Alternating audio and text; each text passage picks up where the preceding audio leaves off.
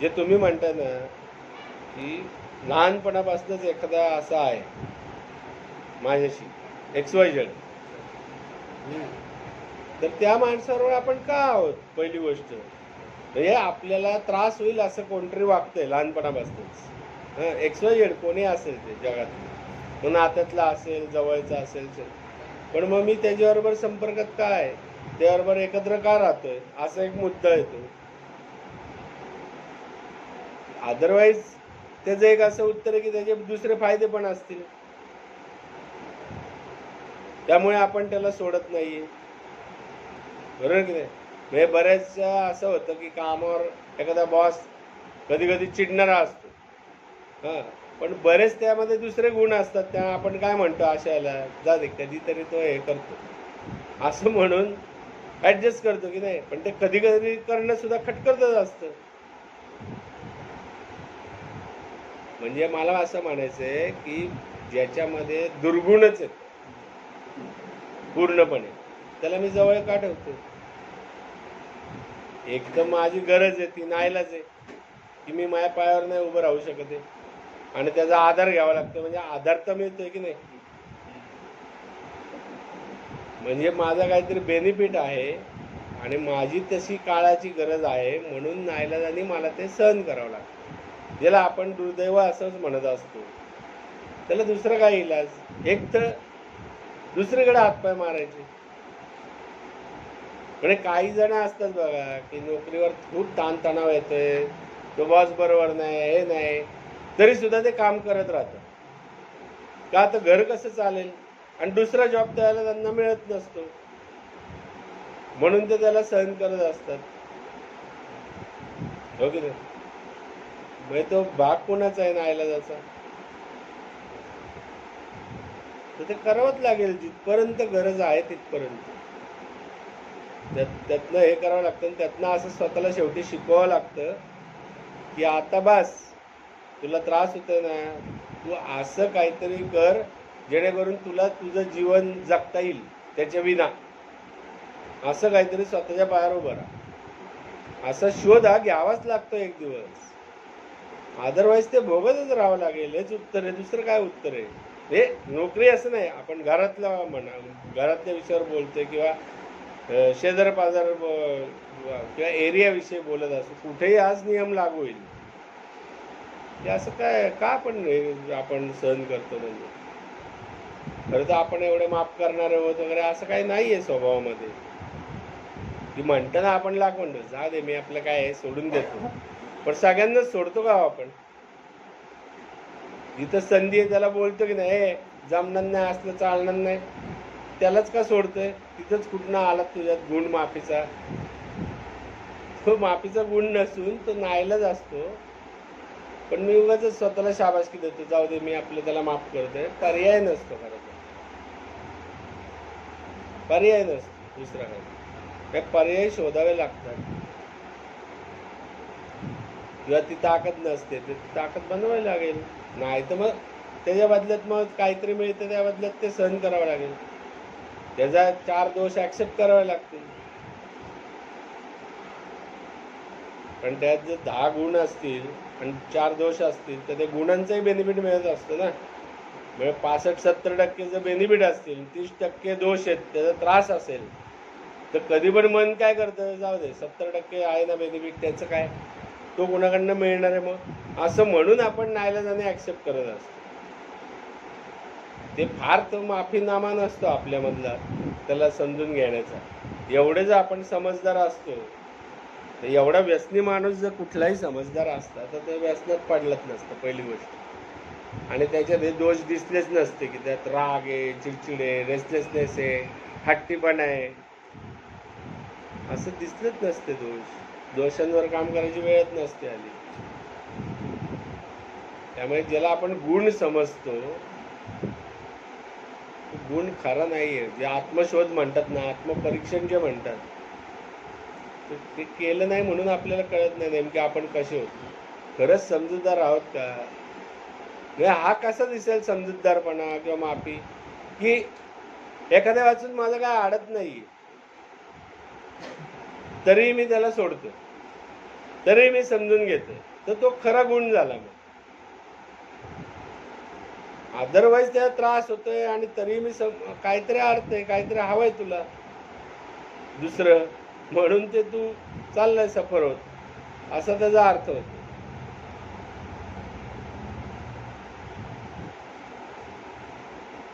असं मला वाटतं. काय वाटतं? ठीक आहे का? बरोबर आहे? बरोबर आहे. नसेल तर सांगा ना, म्हणजे काय येतं त्या मागं मनामध्ये, पटत नसेल तर काय, म्हणजे असं वाटतं ते पण मला कळू दे. म्हणजे आपल्याला ते उत्तर शोधता येईल. कधी कधी मला असं वाटतं की नाही म्हणजे प्रामाणिक राहणं म्हणजे चूक एक पुसण्याची वागणूक नाही म्हणता की म्हणजे लहानपणापासून नाही का.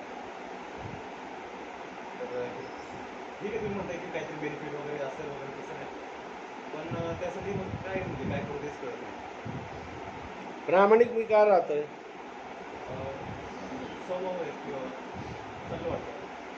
चांगलं वाटतंय ना, म्हणजे प्रामाणिकपणे राहिल्याने एक कॉन्फिडन्स वाटतो, स्वतःबद्दल अभिमान वाटतो, त्यांना भीती नाही वाटत, एक आत्मविश्वास तयार होत असतो. किंवा मी सरळ आहे तर कशाची भीती आहे की नाही, ते जे बरं वाटणं असतं.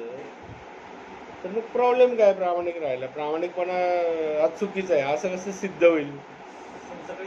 त्या प्रामाणिकपणाला बरेचदा त्याचं कौतुक करणारे लोक हवे असतात. ते नसेल तर मग ते त्रास व्हायला लागतो. तर प्रत्येकाचं नेचर वेगळं आहे ना. मला हे अनुभव आलेले आहेत अनेकदा की मी ऑनेस्ट आहे एखाद्या विषयात आणि दुसरं डिसऑनेस्ट आहे, तो अप्रामाणिक आहे, तर त्याला मी ऑटोमॅटिकच खटकतो की हा प्रामाणिक आहे, मग आपलं काय होईल अशी त्याला भीती वाटते. आणि तेवढं त्याला प्रामाणिक राहता येत नाही, मग तो काहीतरी कुरगुड्या करायला लागेल, मग माझ्या अध्यात्मालाच नावं ठेवेल काहीतरी, हे एवढी कुठे इमानदारी असते का, असंच काहीतरी बडबडेल, किंवा तिसरं काहीतरी टीका करायला सुरुवात करेल, बिनकामाचे खोटे आरोप टाकायला सुरुवात करेल, असं काहीतरी त्याच्यामध्ये ती वृत्ती तयार होते. मग तर हे जग आहे म्हणल्यावर मग काय प्रामाणिकपणा सोडायचा का? मग सोडलं तर जे प्रामाणिक राहतात ते नावं ठेवतील, म्हणतील हा अप्रामाणिक आहे, तेही भोगावंच लागेल की नाही. त्यापेक्षा गुण आहेत आणि गुणांना नावं ठेवणारे असतात, त्यांना तशी फारशी व्हॅल्यू मिळत नाही.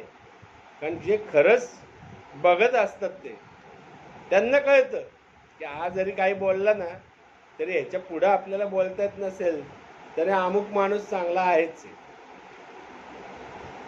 त्यामुळे ते चांगुलपणाचं फळ असं कुणाच्या मनातनं नसतं काढून घेता येत, कुणालाही खोटं नाटक करून असं होऊच शकत नाही.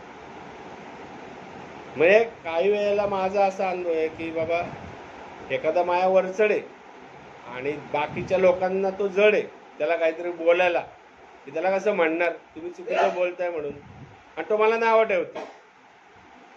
त्यालाही अंतर्मनातनं माहिती की हा चांगला आहे, पण दुनियाला डॉमिनेट करण्यासाठी तो काहीतरी नावं ठेवतोय.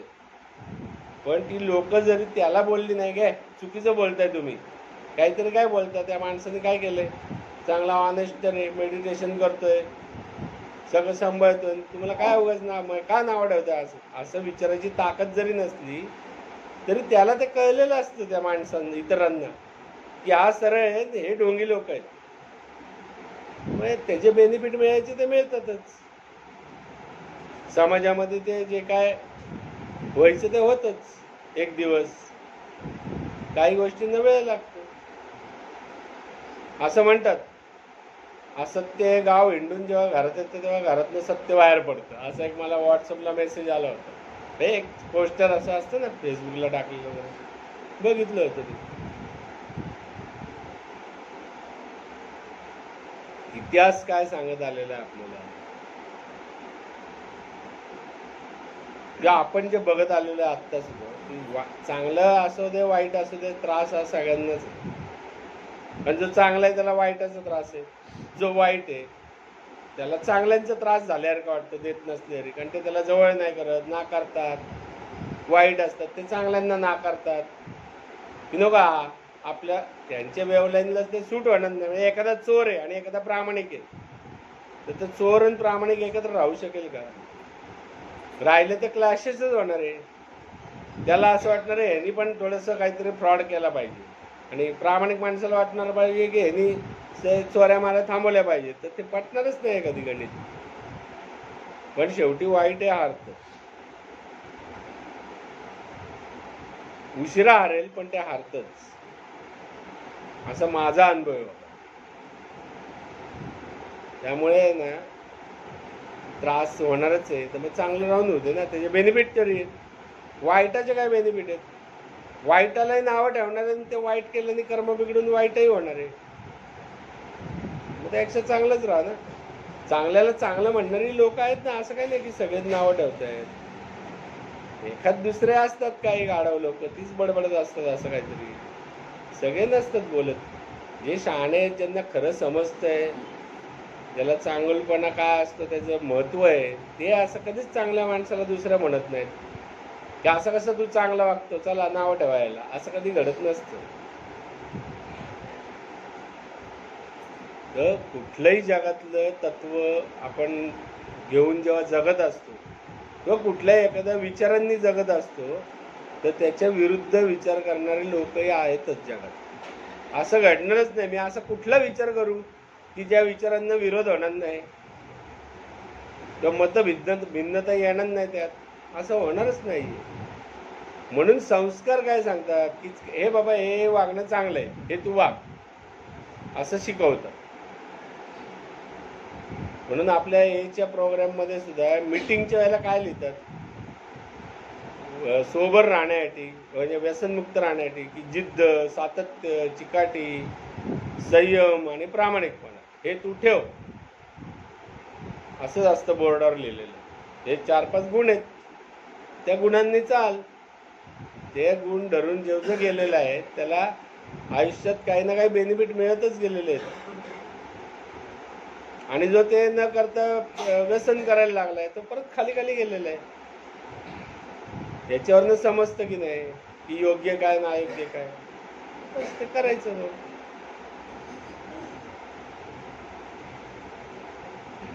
काय असतं याच्या मागं, या शोधा मागं, की अजिबातच त्रास नाही होता का, असं शक्य नाही. कारण त्रास हा होतोय म्हणजे मी करून घेतो बरेचदा. म्हणजे कोणीतरी नावं ठेवली की मी जास्तच महत्व देत बसतो, किंवा हट्ट असतो माझा, हे नावं नाही ठेवताना. त्या हट्टाच्या पलीकडे गेलं ना, म्हणजे मी काही लोकांच्या बाबतीत तसं केलेलं आहे की बाबा तुम्हाला काय हवं ते बडबडा रे बाबा, मी माझ्या तत्वानी चालणार, संपला विषय. अशा वेळेला मला त्रास कमी झाले.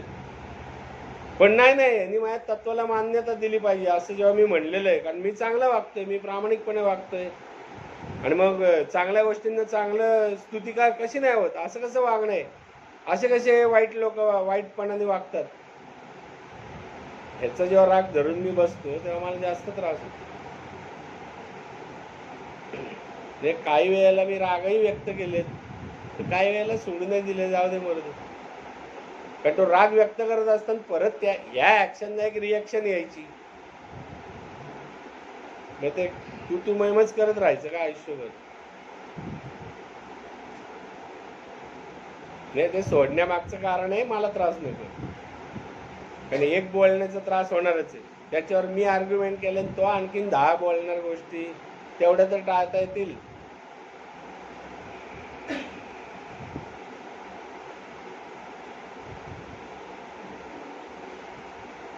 आणखीन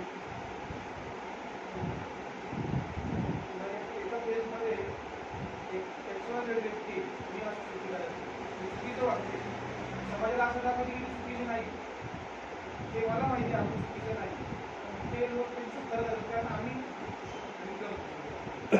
अशा फेजमध्ये काय बघा.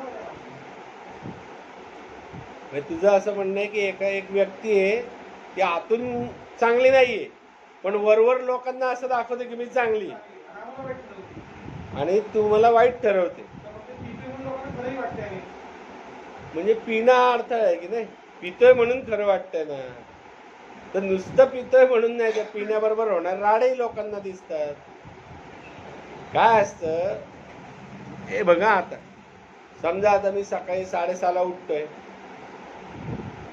प्रार्थनेला हजर आहे, चहाला येतोय, लाईनीत उभा आहे पहिला, काय दुसरा तिसरा कसाही समज, पण टाइम टू टाइम हजर आहे. आणि नंतर योगाला येतोय, मेडिटेशनला बसतोय, स्थिर बसतोय, मस्ती करत नाही, हालत डुलत नाही, माझं माझं व्यवस्थित सेशनचे जे नियम आहेत ते मी पाळतोय. मग वर गेल्यावर काय माझा अंथरूण पांघरूण आहे ते व्यवस्थित लावतोय, नाश्त्याला येतोय टाइम टू टाइम, चहाची बेल झाली की चहाला येतोय, जेवणाच्या वेळेला जेवणाला येतोय, ग्रुप सेशनच्या वेळेला ग्रुपला येतोय, व्यवस्थित सगळ्यांशी बोलतोय. असं असताना जर चार लोकांना लागली नाही ना, हा डिसिप्लिन पाळत नाही, तर ते बघणारे म्हणतात हे हा खोटं बोलतोय. आम्ही तर त्याला पाळताना बघतो, काही बडबडतोय आता बद्दल. त्यामुळे ते असं वाईट कोणी नाही दाखवू शकत खऱ्या अर्थाने सगळ्यांनाच. एखाद दुसरा जो तो विरोधात असेल तोच मान्य करेल ते खोटे आरोप, आणि तोही आरोप करेल चार चौघात, पण ते दोघंही खोटे पडतील नंतर. वर्तन हे श्रेष्ठ असतं शेवटी. तुझा जो प्रश्न आहे की खरं तर काही अशा व्यक्ती आहेत आमच्या आजूबाजूला ज्या खऱ्या चांगल्या नाही आहेत, पण त्या आम्ही चांगले आहोत असं समाजाला दाखवतात. आणि तुझं म्हणणं आहे की तुझ्या दारू पिण्यामुळे तू कसं वाईट आहेस हे दाखवून देतात, पण तेही वाईट आहेत, फक्त पित नाही आणि ते गपचूप ते जे काय त्यांचा वाईट स्वभाव असेल तो लोकांच्या लक्षातही येऊन देत नाही, अशी त्यांची चालाकी, असं म्हणणं आहे की नाही. तर मुळात दुःख कशाचं आहे की ते वाईट असून लोकांना कळत नाही हेच आहे का तुला वाईट दाखवतात हेच आहे. मी जे वाईट आहे सोडा, पण ते वाईट होऊन त्यांना वाईट म्हणजे मग काय न पिता वाईट वागायचं का गपचूप त्यांची आयडिया घेऊन? असं काही आहे का? बरोबर नाही, मला कळलं तरी त्यांना वाईट म्हणत नाही, म्हणजे माझा त्यांच्यावर राग आहे का की त्यांना त्यांचं वाईट उघडकीस आलं पाहिजे, असं काही आहे का? मला नोटीस करताय, माझं बिना तुम्हाला नोटीस होते, त्यांच्याकडे नाही कळत, तेवढी जास्त बुद्धिमत्तेने ते तसं करत असतील.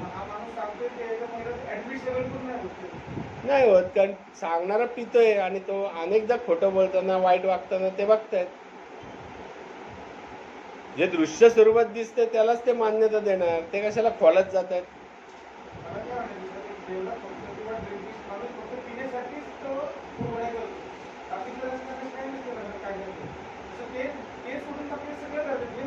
हो, अरे मग आहे ना, माझा अनुभव आहे ना असा की जे पीत नव्हते ते माझ्या बरेचदा घरामध्ये लावायला करायचे, घर तोडायचा प्रयत्न करायचे, पण तरी सुद्धा त्यांचे प्रयत्न यशस्वी झाले त्याला कारणीभूत मीच असतो. कारण ते काय सांगायचे बघा, समजा आता माझ्या घरात त्यांनी सांगितलं, मी तुझ्या घरात सांगितलं हे अशा मुलाला कशाला ठेवता घरात, जो नुसताच पितोय, पैसे मागतोय, राडे करतोय, आणि किती काय तुम्ही त्रास सहन करणार आहे त्याचा, ठेवू नका अशा माणसाला. तर त्यांना का पटेल? कारण तुझं वर्तन त्या शब्दांशी जोडलेलं आहे, ते जे म्हणतायत ते तुझ्या वागण्यातनं अनुभवच येते म्हणून ते पटतं. त्यांचं खोटं बोलण्याची ताकद जास्त आहे म्हणून ते पटत नसतं. तू जर तसं वागायचंच बंद केलंस, मग तू 6 महिने झाले पित नाहीये हा, आणि ते आले एकदम आणि म्हटले काय तो पितो आणि असं कशाला त्याला घरात ठेवतात, ते म्हणतील बाहेर वा, तो 6 महिने झाले पित नाही, काहीतरी सांगू नका की कालच पिऊन आला होता. कोण असं मान्य करेल? त्यामुळे त्यांचे जे हेतू आहेत ना की काहीतरी वाईट करण्याचे, त्या हेतूला खतपाणी तूच घालतोस, तूच त्या याला खतपाणी घालतोस जे तुला वाटतं त्यांच्या हातनं घडू नये.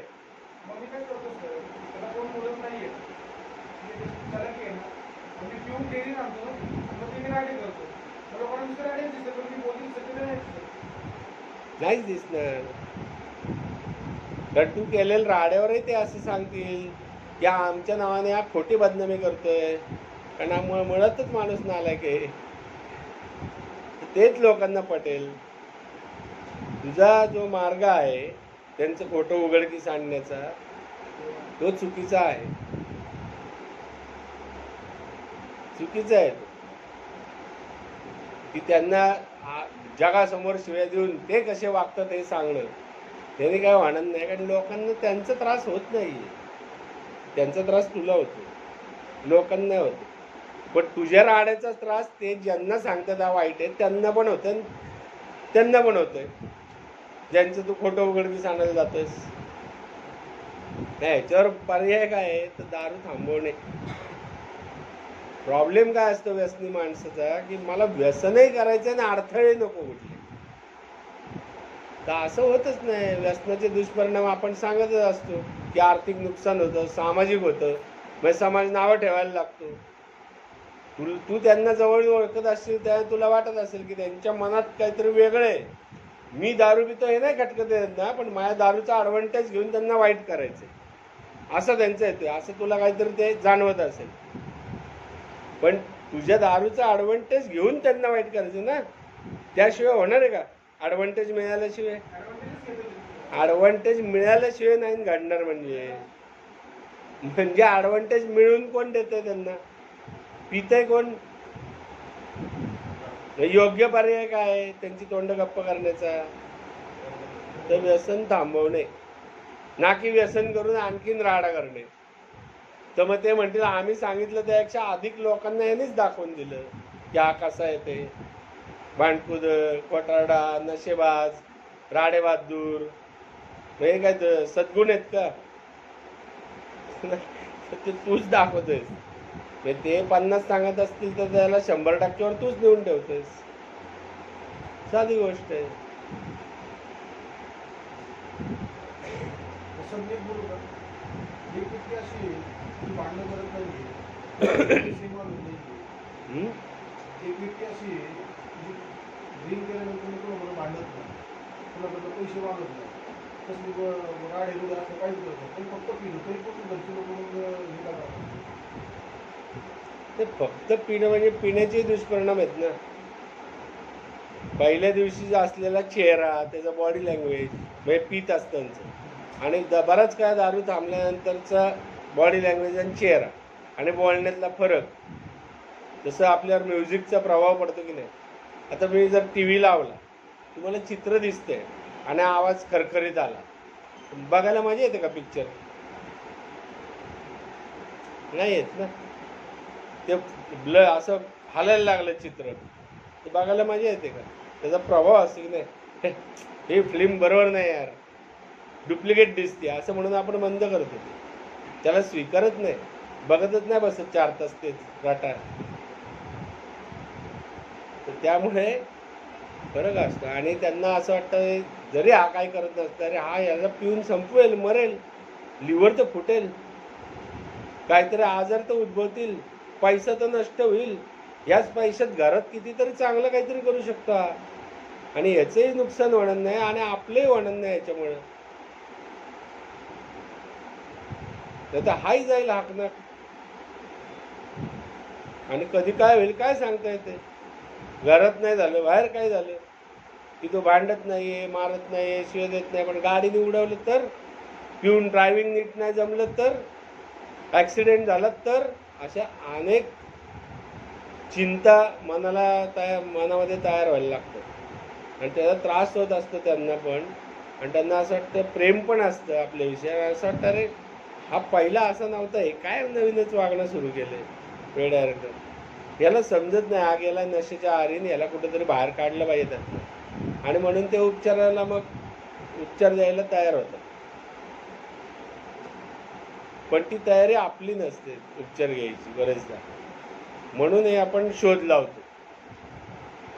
मुळात काय माहिती का, बरेचदा आजार जे म्हणतो ना आपण, अल्कोहोलिझम किंवा व्यसनाधीनता हा आजार आहे. तो व्यसन सोडल्यावर का लोक असं म्हणतात की आय एम ॲडिक्ट, की मी एक व्यसनी आहे, असं का म्हणतात व्यसन सोडल्यावर? हा आजार जो सांगितलाय मानसिक लेवलवर, हा कसा भाग आहे बघा, की प्रत्येक वेळेला आपण व्यसनी माणूस आहे ना की काय करतो की स्वतःच्या चुका झाकायला बघतो. 4 चांगल्या गोष्टी असतील त्या सांगतो तो, 10 वाईट केलेल्या सांगतच नाही. तो म्हणतो बघा मी असं नाही केलं. त्या 4 भागामध्ये दुसऱ्या कोणीतरी वाईट केलंय त्याशी कम्पेअर करतो स्वतःला. मग एखादा शिव्या देतोय, मी नाही दिल्या. एखादा मारतोय बायकोला, मी नाही मारलं. तो पैसेच घेऊन जातो घरातले, उलटे मी देतो. पण हे तो विसरतो की माझ्या घरातल्यांना माझी वाट बघायला लागते रात्री. त्यांना चिंता राहते, हा कसा येईल आणि काय नाही, आला तर नीट येईल का, पिऊन याचं काय होईल, आजारी पडला तर काय, जॉब गेला तर काय.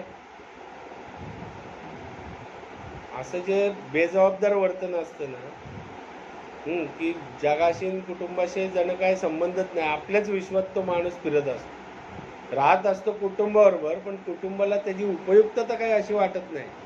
तर भीतीन काळजीच वाटत राहते की काय होईल काय होईल. तर ह्या बेजबाबदारपणाचे जे त्यांच्यावर परिणाम होत असतात, ती आपली चूक आहे, ते नुकसान आहे.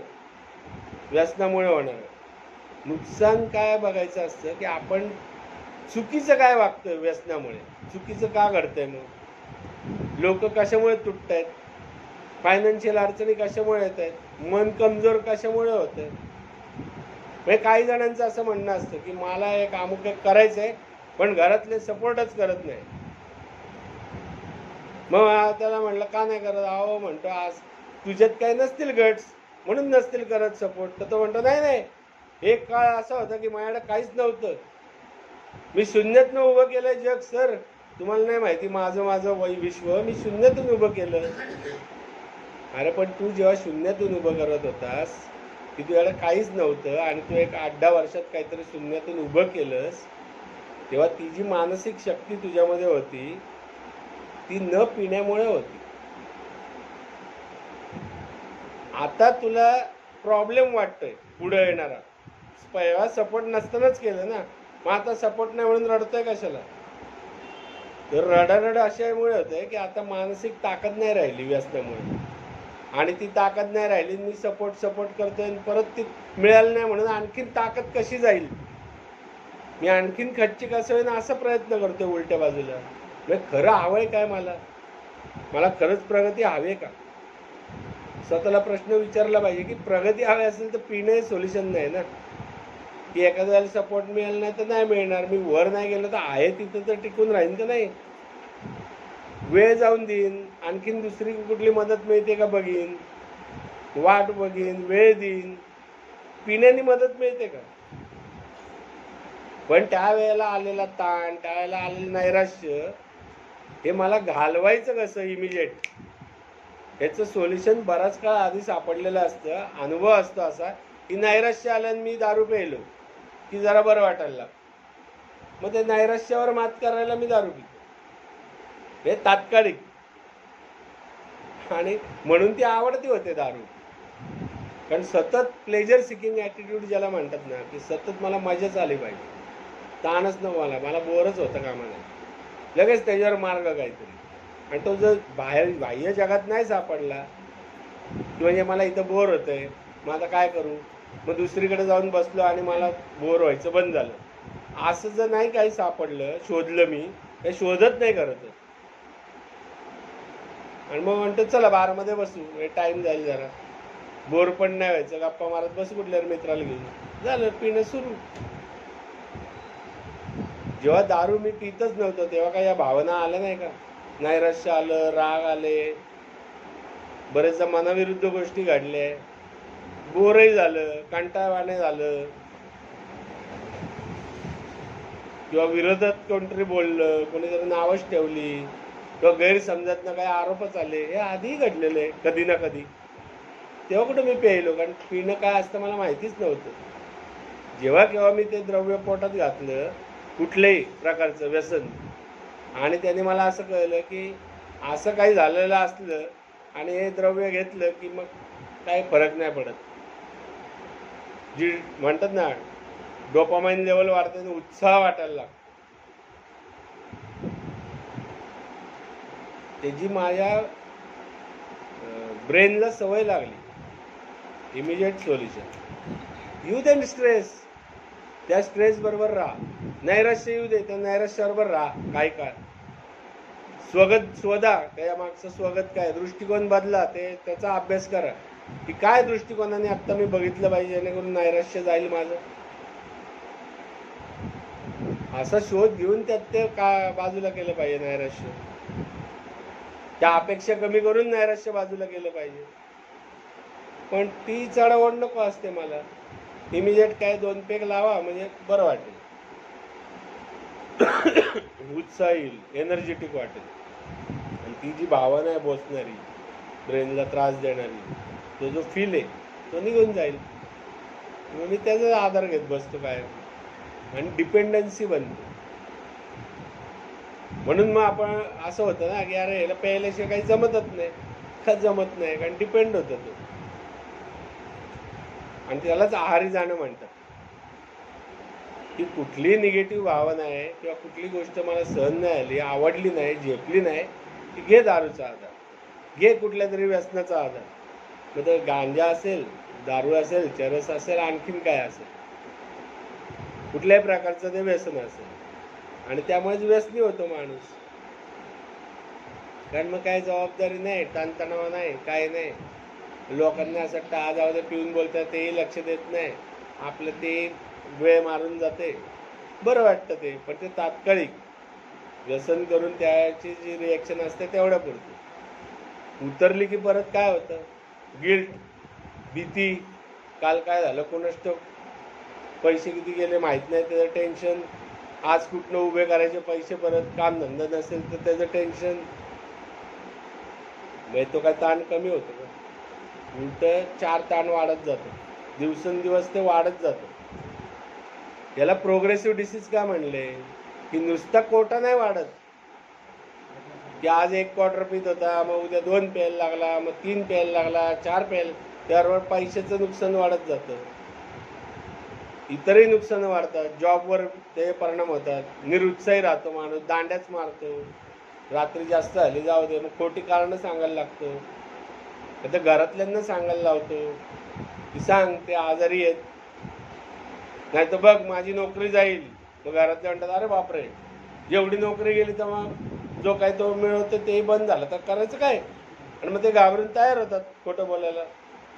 हा जो खेळ खेळत बसतो ना व्यसनी माणूस, त्यांनी न कळत त्यांना ते त्यांना इच्छा नसते असं काही करायची, पण ते घाबरून प्रोत्साहन मिळतं न कळत, न कळत म्हणजे. आणि त्याला वाटतं चालतंय आपलं, काही नाही होत, आहेत घरातले ऐकतात आपलं, आणि तेही चालून जाते खोटं बोललेलं, आणि ती सवय लागते. असं करत करतच तो खाली घसरतो आणि संपतं सगळं एक दिवस. जॉब जाईल, व्यवसायात नुकसान होईल, शारीरिक काहीतरी आजार होतील, ब्रेन सेल्स खराब होतील, मानसिकतेत बिघाड होतील, नैराश्य येईल सारखंच, मेमरी लॉस होईल, कॉन्फिडन्स लो होईल. ही नुकसान आहेच ना. बरेचदा व्यसनी माणूस त्यांनी काय वाईट नाही केलं ह्याच्यावर जोर देत, आणि ते वाईट नाही केलं म्हणजे कशाशी असतं, ते तुलनात्मक असतं. की बघा हा किती वाईट वागला, बघा ह्यानी गाडी घालवली, माझी अजून गाडी कधीच गेली नाही चोरीला, ह्याची गाडी गेली चोरीला, किंवा ह्यानी विकली, माझी अजून गाडी आहे तशी. तुझी गाडी नसली चोरीला गेली, तुला गाडीवरनं किती वेळा पडलाय तू ते बघितलं का? कित्येकदा सोसायटीतला वॉचमन आला आणि त्यांनी स्टँडला लावली, तुला स्टँडला तरी लावता येत होती का गाडी? काय, पण मी गाडी नाही विकली हे बघत बसतो माणूस. कारण ते आपल्या त्या व्यसनी माणसापेक्षा जो दुसरा व्यसनी जो वाईट वागलाय त्याच्याकडे तो बघतो आणि स्वतःला चांगला समजतो. असा तो खेळ चाललेला असतो की एकदा मी चांगलाच आहे म्हणल्यावर मी व्यसन सोडायचा मुद्दाच कुठं आला. का बरं मला उपचारासाठी पाठवले, बघा मी असं केलंय का, असं त्याला म्हणायचं असतं कुठेतरी. ती फसवणूकच असते स्वतःची पण आणि ज्यांना म्हणतो त्यांची पण. प्रोटेक्शन देत राहतो आपण त्या वाईट वागण्याला न कळत. तर तसं नाहीच करायचं. म्हणून तर ते निर्भयता आणि भीती निर्भयता जो ग्रुप होता, की 4 स्टेप काय सांगते की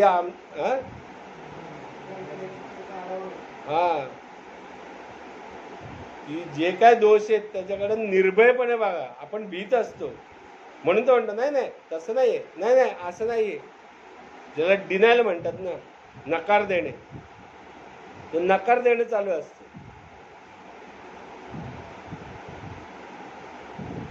तर एखाद्याला मी सहज म्हणतो ना, काय रे विचार करत नाही, मी विचार नाही नाही काय नाही विचार करत. कितीतरी वेळ तो असा बसलेला असतो. अरे विचार नाही करत तर मग काय करतोय? काय एकच जागेकडे असं बघत बसलं का? मेडिटेशन चालू आहे? त्राटक उघड्या डोळ्यांनी नाही का ते त्राटक मेडिटेशन करतात, ओमवर ज्योतीवर, असं काही चालू आहे का तुझं? गहन विचार. तरी तो म्हणतो डिनायल असतो, मान्यच नाही करायचं पटकन की माझ्यात दोष आहेत, माझा प्रॉब्लेम होतोय. हा जो भाग असतो ना, व्यसनाकडे माणसाला पुन्हा पुन्हा नाही. त्याला असं वाटतं मी बघा असं नाही तरी माझ्यावर अन्याय होतोय. उपचार म्हणजे की मला उपचार घे म्हणतात, व्यसन सोड म्हणतात. खरं तर मी कुठं काय असं काय केलंय, असं तो स्वतःलाही फसवतो आणि लोकांना असं दर्शवतो आणि पुन्हा पुन्हा त्या व्यसनाच्या आहारी जात राहतो.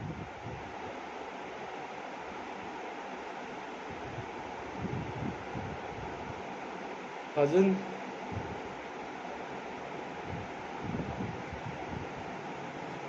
पटतंय का नाही?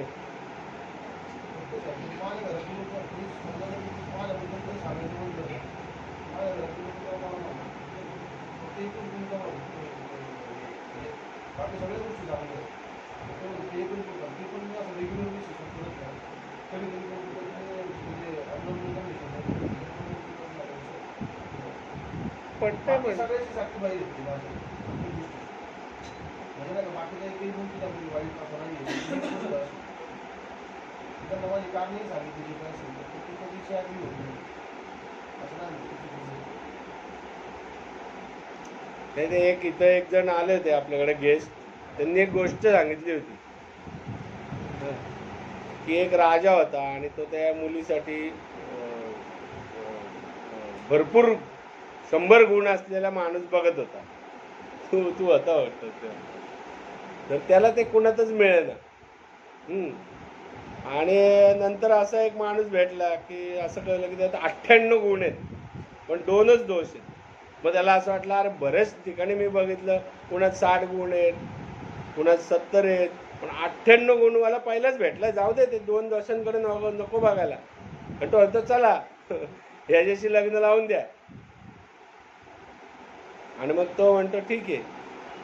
मग 98 गुण असतात त्यामध्ये. मग त्याला दयावान असतो, तो तसा दया करणारा असतो, प्रेमळ असतो, पैसे कमवणारा असतो, त्याला बऱ्याचशा त्या अंगात कला असतात, पण 2च गुण वाईट असतात. ते म्हणतात काय वाईट आहे ते पण सांगतो. म्हणतो मला व्यसन आहे आणि मी कुणाचंही ऐकत नाही. 98 गुण काय चाटायचे? तो त्याच्या मनाने जगणार, जे काय कमवेल तेही त्या मनाने. त्याला जेव्हा वाटेल दया दाखवायची ज्या बाबतीत तेव्हा तो दाखवणार. ज्याच्यावर प्रेम करते उद्या त्या बायकोबद्दल राग आला आणि दया नाही वाटली दाखवायची तर त्याच्या व्यसनामुळे तिला नावं ठेवली लोकांनी, त्या राजा वेडा हा व्यसनी माणसाला दिला. तर त्या 98 गुणाला काय अर्थ आहे का? तसा तो प्रकार होऊन बसतो की बरेच जण असतात ते त्यांची पितात पण कुणाला त्रासदायक डायरेक्ट असे नसतात. डायरेक्ट गेले शिव्या दिल्या, मारामाऱ्या केल्या, सोसायटीत जागी केली राडा करून, असं काही नसतं. पण तरी त्या त्रासदायकच असतं, उपयुक्त राहत नाही. काही जण म्हणतात आपण नाही कधी रोडवर पडलो. बेडवर पडला ना घरातल्या, रोबोटच होता ना तू, हाले डुले वायफरच झाला होता तुझा. उपयोग काय? म्हणजे तू तुझ्याशी येऊन बोलावं कोणी अशी पण तुझी हे नव्हती परिस्थिती, तर मी पडलो नाही याला काय अर्थ आहे? हे पडला तर दारोडा का? बाकी दुसरे दोष आहेत का नाही? जे नाही आहे ना मी केलेलं बरेचदा व्यसनी माणसं त्यांनी काय नाही चूक केली ती सांगायचं आणि स्वतःला चांगलं समजायचं. पण मुळात कार्यक्रम असं सांगतो की ज्या चुका झाल्यात त्या शोधा, की ज्याच्यामुळे घरातले नाकारतायत, ज्याच्यामुळे समाजातले नाकारतायत, ज्याच्यामुळे व्यवसायात प्रॉब्लेम होत आहेत, ज्याच्यामुळे जॉब नाही टिकत आहे, ज्याच्यामुळे शारीरिक प्रॉब्लेम होत आहेत, ज्याच्यामुळे भावनिक अस्थिरता येते, तर ते शोधा आणि त्याच्यावरती काम करा. पण तुलना करायला गेलात तर प्रॉब्लेमच होणार आहे. मग एखादा इंग्लिशचं 4 क्वार्टर पिणारा म्हणला, खांबा पिणारा मी देशीच्या हात क्वार्टर पित नाही ह्याच्यासारख्या. काय अर्थ आहे का त्याला?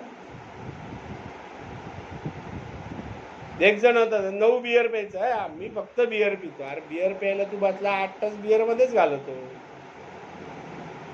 पाऊण 50 मिनिटाला एक बियर पितो तू, 9 बियर पितो.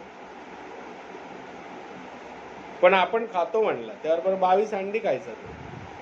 घरात जेवायचंच नाही. आपण खातो म्हणजे काय? घरातले जेवून झोपलेले असले की जाऊन दार वाजवायचा, मग त्यांना उठवायचा आणि हा जाऊन झोपायचा. फायदा काय? तू बियर पितो म्हणजे काय? आणि कम्पेअर कोणाशी करायचं आहे? ते रम विस्की पिणाऱ्यांसारखा मी नाही. मी त्या देशी पितात तसा नाही. मी हातबट्टी पिणाऱ्यांसारखा नाही. मग त्याला सांगावं लागलं की जे सुपारी खात नाही त्यांच्याकडे कधी बघितलंस का? त्यांच्यात राहायला लाग, म्हणजे तुला कळेल तू किती वाईट असते. तुलना आपण कशी करतो तर दुसरी साईड बघत नाही. मग इथं सुद्धा काय होतं की एखाद्याला समजा 1 महिना ठरलंय आणि त्याला 2 किंवा 3 महिने ठेवलं, तर तो म्हणतो हा कसा गेला 1 महिन्यात. तेव्हा असं का नाही म्हणत की हा 6 महिने झाले इथे, मग मी राहतो. अशी का नाही तुलना करत? आपल्याला सोयीस्कर असं घ्यायचं. यांनी रिकव्हरी होत नाही. रिकव्हरी म्हणजे काय? जे नाही आहे ते गेलेलं आहे ते रिकव्हर करायचं. तिथे एफर्ट्स आहेत, तिथं मेहनत आहे. ते मानसिक पण आहे, शारीरिक पण आहे, कुठेतरी त्याग पण आहे, कुठेतरी वेळ देणं पण आहे. या सगळ्या गोष्टी आहेत त्यामध्ये. त्या आपण पळवाटा शोधत असतो, बुद्धिबळ खेळत बसतो. त्यामुळे बुद्धीने हा प्रोग्राम समजून घ्यायचा असं सांगतात. कुठलेही मेंबर बघा की बाय हार्ट प्रोग्राम घ्या, मनापासनं प्रोग्राम घ्या असं म्हणतात. बुद्धीने फक्त समजून घ्यायचं स्टेप काय सांगते, पण ते वागायचं जे फॉलो जे करायचे ते मनापासनं करायचं. नाही तर नुसतंच नॉलेज हाय होतं, वर्तन शून्य बडबड करायला लागतो तो माणूस. कित्येक जण मी बघितलेले आहेत की अख्ख्या 12 स्टेप पाठ आहेत त्यांना, पुस्तकच्या पुस्तकं पाठ आहेत एची, पण ते रिलॅक्स होत आहेत. मग त्या पाठांतराला अर्थ काय? ते पाठ नाही करत बसायचंय, ते समजून घेऊन तसं वागायचंय. त्यात जे लिहिलेलं आहे ते आचरणात आणायचा प्रयत्न करायचा आहे. त्यासाठी प्रयत्न करायचे. पाठ करून काय फायदा आहे? कुणाला विचारलं काय कळलं तुला प्रोग्राम मधलं काय? तू मी तर नाही, मला तर नाही दिसत आहे. दोन हो चला विचारा बरं काय. चला 12 स्टेप वाचून दाखवू का? फक्त आजचा दिवस पाठ आहे मला, दाखवू का? आणि त्याला दिवसभर काय करायचं कळत नसतं. तो मला म्हणतो अहो सर बोर होतोय, काय करू? मग फक्त आजचा दिवस मध्ये आता एक दिनक्रम मी आखेने लिहिलेलं आहे ना, तंतोतंत त्या आखला का? तू काही ठरवलं, केलं का प्लॅनिंग? का बोर होते? प्लॅनिंगच नाही हे, तर ते फक्त आजचा दिवस पाठ करून काय फायदा आहे? तो म्हणतो नाही हो ते बरोबर आहे तुमचं, पण मी आता ठरवलंय आता आयुष्यात प्यायची नाही. अरे तू फक्त आजचा दिवस पाठ केलाय ना, 1 डे ॲट अ टाइम आहे ना, म्हणजे ते मग आयुष्यावर पिणार नाही काय बोलतोय? खरं ते आलंय का आतमध्ये खरं की जेव्हा असं सांगतोय हा कार्यक्रम की 1 डे ॲट अ टाइम, आज मी पिणार नाही, उद्याचं माहित नाही, तर तू कुठं म्हणतो आता 5 वर्ष तर मी नक्की नाही पिणार? कुठनं काढली 5 वर्ष पुढची? 1 day at a time program आहे. या पाठांतराचा फायदा काय मग? त्यामुळे बरेच जण म्हणतात मला प्रोग्राम माहिती हो, मी घेतला म्हणजे केलं काय? तू घडा फक्त ती भाषण केल्यासारखं ते बोलून दाखवतोय. आणि जर तेच त्याला सांगायला लागलं, म्हणजे जसं ह्याचा मागाशी प्रश्न होता की तेच ऐकून बोर होतं. आणि ते पाठ आहे, त्याला तेच ऐकावं लागतंय म्हणून बोर होतं. पण बोर होतंय म्हणजे वारंवार ऐकायला का लागतंय? पण नाही, पण मी सांगतोय तरी त्या प्रश्नाला धरून की वारंवार ऐकायची वेळच काय? ते तुझं ऐकलेलं आहे की अमुक गुण आहेत, ते जर गुण अंगी आले तर तुला पुन्हा त्या काहीतरी दोष आहे म्हणून उपचाराला पण पाठवेल का? काय पाठवणार? साधी गोष्ट आहे. त्यामुळे पोपटपंची नाही करायची. Action is the magic word असं का म्हणतात? ही कृती करा. कृती शून्य बडबडीला काहीच अर्थ नाही ते.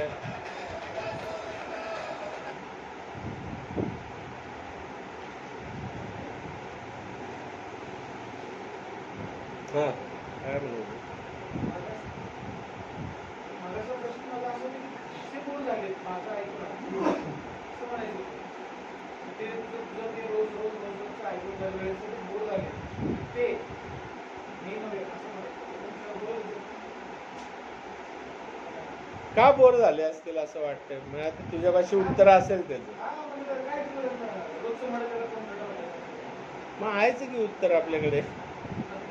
ते म्हणायचं होतं ते वेगळं ऐकण्यात आलं असं तर तुला ह्याचा अनुभव हवा असेल तर मी देतो की कसं बोर होतं ते. म्हणजे तुला वारंवार एकच एक हो हो म्हणतो आणि ते करत नाही. तर समजा आता तू फोन मागितला, हो देतो ना. नाही नाही मी देणारच आहे असं म्हणत म्हणत एक 5-6 महिने घालवले ना तर घरातल्यांना काय होतं त्याचा अनुभव येईल तुला. आणि नेमकेपणाने तू समजून घेऊ शकशील त्यांना. म्हणजे काय असं म्हणतात ना की काही दुःख जे आपल्याला आहेत ते दुसऱ्यांना झाल्याशिवाय कळत नाही असं माणूस म्हणतो ना. तसं दुसऱ्यांना जी दुःख होतात ते आपल्याला झाल्याशिवाय त्यांची दुःख कळत नाहीत असा उलटा भागही असतो. तर त्यांना समजून घेता यावं अशी जर तुझी भावना असेल तर त्या अनुभव द्यायची तयारी आहे माझी तुला पाहिजे असेल. नाही बरेचदा आपल्याला कळतच असतं ते. म्हणूनच जाणीवपूर्वक असं म्हणलं पाहिजे की आता मी बदलणार आहे बस. नुसतं ते तत्वज्ञान गोळा करून काय फायदा नाही. की मला माहिती आहे बाबा प्रेम, दया, क्षमा, शांती, अहिंसा, परोपकार, दान या अतिशय चांगल्या गोष्टी आहेत. ही स्पिरिच्युअलिटी. आणि दुसऱ्या बाजूला मी राग राग करतोय, दुसऱ्यांना डुबवतोय, पैसे घेतोय, दान तर राहिलं लांब, दुसऱ्यांनाच डुबवतोय, त्यांनाच लुबाडतोय. हा दया दाखवायची तर शिक्षाच देतोय, माफ करायचं तर शिक्षाच देतोय प्रत्येकाला. तर मग ते माहिती आहे आणि बोलून काय फायदा आहे? मी म्हणत नाही 100%. मी हे म्हणत नाही मी परिपूर्ण आहे. मी कधीतरी चिडतो ना.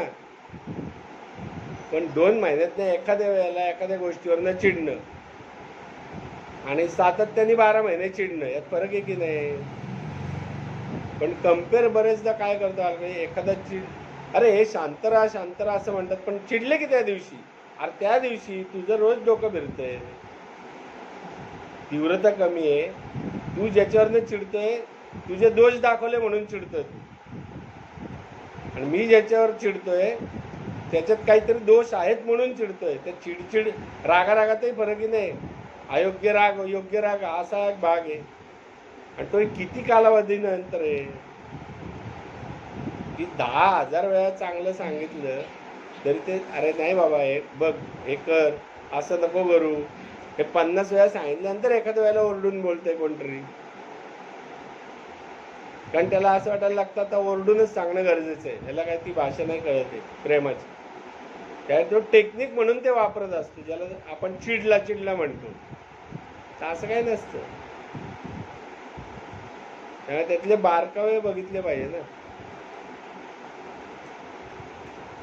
पण ते असं कळलं तरी आपण ते मान्य का नाही करत? कारण माझ्या रागाला समर्थन मिळालं पाहिजे की मी माझं रागवणं योग्यच आहे. माझ्याकडे पोट नाही दाखवलं पाहिजे कोणी.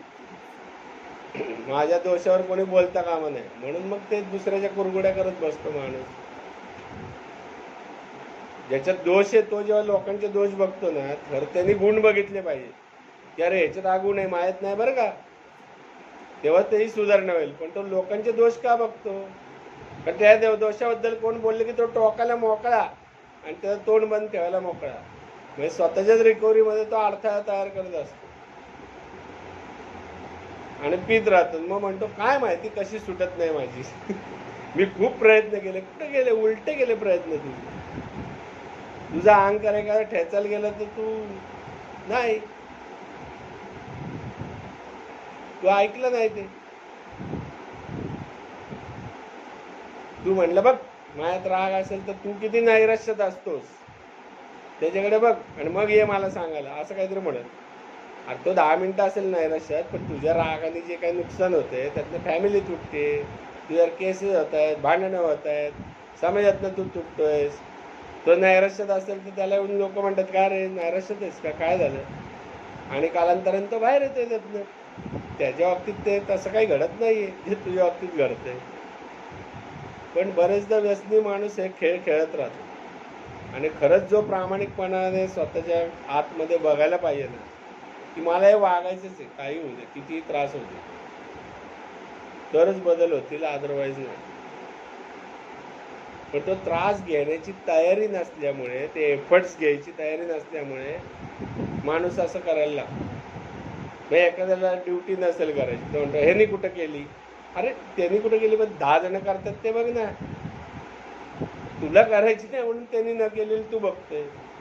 अशा वेळेला काय म्हणतो आम्ही, ती तुझ्यापुरतं बघ. मग त्याला असं वाटतं अरे पार्सलिटी चालली आहे, यांनी नाही केली तर नाही बोलत, आम्ही नाही केली तर बोलतायत. तो उद्या प्यायला तर त्याचं नुकसान होईल, त्याकडे काय बघत बसलाय, असं ते म्हणणं असतं. खरं तर तू आम्ही ठरवू असं म्हणण्यामागं की तो तर नाही धड, तू कशाला स्वतःचं बिघडवतोय, ते बिघडवू नये अशासाठी तसं म्हणलेलं असतं टेक्निकने. पण आपल्याला ते वेगळं वाटतं, कारण आपल्याला ते करायचं नसतं. मग त्याला फाटे फोडत जातो आपण. हाच तर आजार आहे ना, हे विचार. आजार काय नाही तर मानसिक आजार म्हणजे काय, हेच चुकीचे विचार जे नुकसान करतील अशा टाईपचे विचार, हाच आजाराचा भाग आहे, दुसरं काय नाही. अजून काय प्रश्न?